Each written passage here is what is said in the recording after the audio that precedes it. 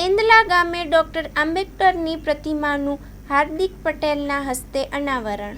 ભારતીય જનતા પાર્ટીના સ્થાપના દિવસના અનુસંધાને ભારતના બંધારણના ઘડવૈયા અને ભારત રત્ન ડોક્ટર બાબા સાહેબ આંબેડકરની જન્મજયંતિ પ્રસંગે વિરમગામ વિધાનસભાના માંડલ તાલુકાના એંદલા ગામે ડોક્ટર બાબા સાહેબ આંબેડકરની પ્રતિમાનું ધારાસભ્ય હાર્દિક પટેલ, અમદાવાદ જિલ્લા ભાજપ પ્રમુખ શૈલેષ દાવડાના વરદ હસ્તે અનાવરણ કરવામાં આવ્યું. તેમજ સામાજિક એકતા જનસભાએ હાર્દિકભાઈએ સંબોધન કર્યું. હાર્દિકભાઈએ કહ્યું કે પ્રધાનમંત્રી નરેન્દ્ર મોદીના સક્ષમ નેતૃત્વમાં બંધારણ વધુ સશક્ત અને મજબૂત બન્યું છે.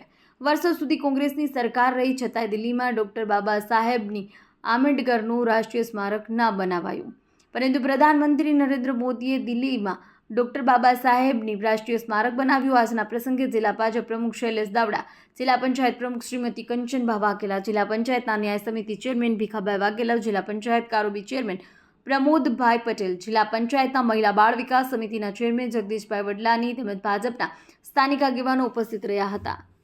અહેવાલ માં ન્યૂઝ, મહેન્દ્ર ગજ્જર, માંડલ, અમદાવાદ.